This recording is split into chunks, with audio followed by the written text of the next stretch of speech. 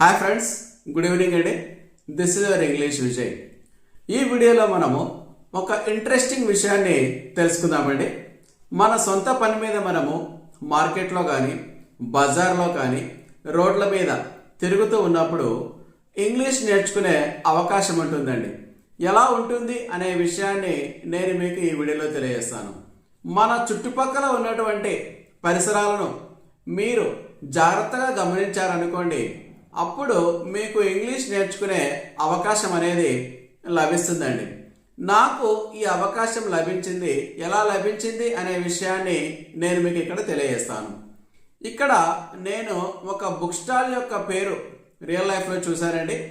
వారు ఎలా రాశారు అని ఫోటో తీయడం జరిగింది. ఆ ఇమేజ్ను నేను ఇక్కడ డిస్ప్లే చేస్తాను, జాగ్రత్తగా గమనించండి. ఆ బుక్ స్టాల్ పేరు ఏమని రాశారంటే Shri Sai books and stationery అని రాయడము జరిగింది. ఇక్కడ ఈ ఇమేజ్లో స్పెల్లింగ్ అనేది జాగ్రత్తగా గమనించండి.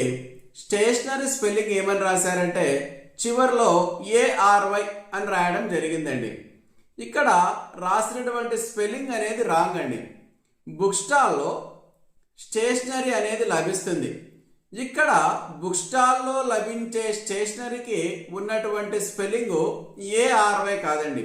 ఇక్కడ స్టేషనరీలో చివర ARY అని రాయడం జరిగింది, అది తప్పండి.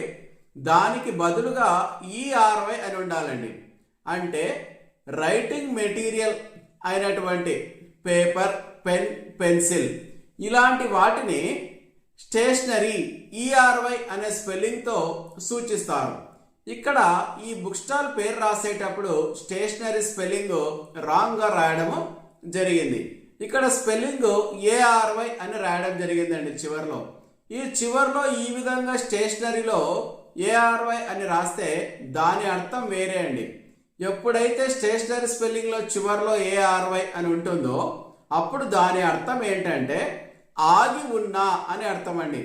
కదలకుండా ఆగి ఉన్నా అని అర్థం. మనం ఉదాహరణకు స్టేషనరీ కార్ అని చెప్పామనుకోండి, అంటే ఆగి ఉన్న కారు, కదలకుండా ఆగి ఉన్న కారు అని అర్థం. అంటే స్టేషనరీలో ARY అనే స్పెల్లింగ్ ఉంటే చివరిలో ఆగి ఉన్న అని అర్థం అండి.